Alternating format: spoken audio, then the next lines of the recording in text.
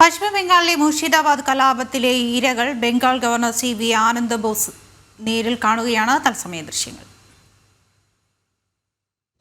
5 lakhs compensation for each family who fled after being persecuted. जिनके যাদের সাথে অন্যায় হয়েছে, যারা পালাতে বাধ্য হয়েছে, তাদের প্রত্যেক পরিবারকে 5 লক্ষ টাকা করে সাহায্য দেওয়া সরকার চায়। প্রত্যেক পরিবার ഇപ്പോൾ വിവരങ്ങളുമായി ഐസൻ ജോസ് ചേരുന്നുണ്ട്. ഐസൻ, ഇപ്പോൾ കലാപത്തിന്റെ ഇരകളെ CV ആനന്ദ് ബോസ് ഗവർണർ കാണുകയാണ്. തത്സമയ ദൃശ്യങ്ങളാണ് കണ്ടുകൊണ്ടിരിക്കുന്നത്. ഇതിന്റെ കൂടുതൽ വിവരങ്ങൾ ലഭ്യമായിട്ടുണ്ട്. എന്തൊക്കെയാണ് വിശദാംശങ്ങൾ?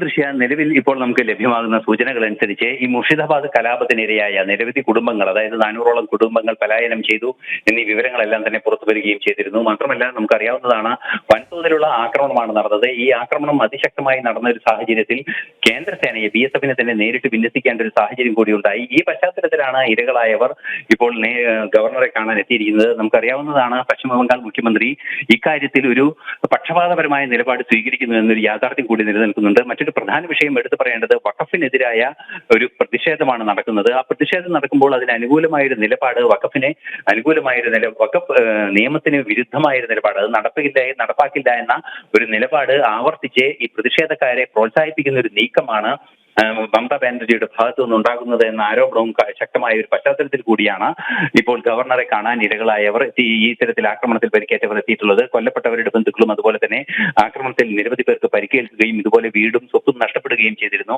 അവരെല്ലാവരുടെയും അത്തരത്തിലുള്ള എല്ലാ ഇരകളുടെയും പ്രതിനിധികളുമാണ് ഇപ്പോൾ ഗവർണറെ കാണുന്നത്.